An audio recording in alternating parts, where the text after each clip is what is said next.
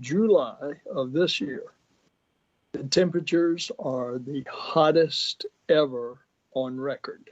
That's the assessment from climate experts and leaders at NASA and NOAA, the National Oceanic and Atmospheric Administration, who said Monday that 2023 could end up being the warmest year since record keeping began in the mid-1800s. The heat may seem like old news to anyone who experienced broiling temperatures last month, but NASA Administrator Bill Nelson said the warming planet was also fueling disasters from flash flooding in Vermont to deadly wildfires in Hawaii. And of course, what we're watching in real time, the disaster that has occurred in Hawaii with the wildfires, which were in part fueled by a typhoon or hurricane that was out in the Pacific.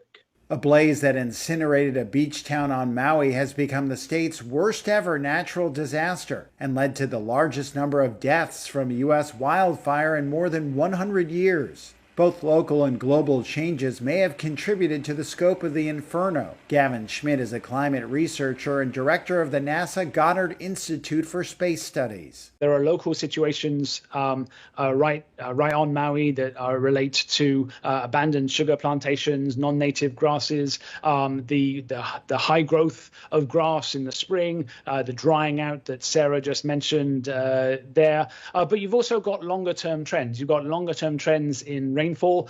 So storm tracks have been moving north with climate change. Hawaii has been getting, in general, less rainfall decade by decade. Researchers say they expect 2024 to be even hotter. And folks, Mother Nature is sending us a message. And that message is we better act now before it's too late to save our climate. NASA is making all of the information it collects publicly available and is working to make it easier to use so that people can understand what's happening in their community.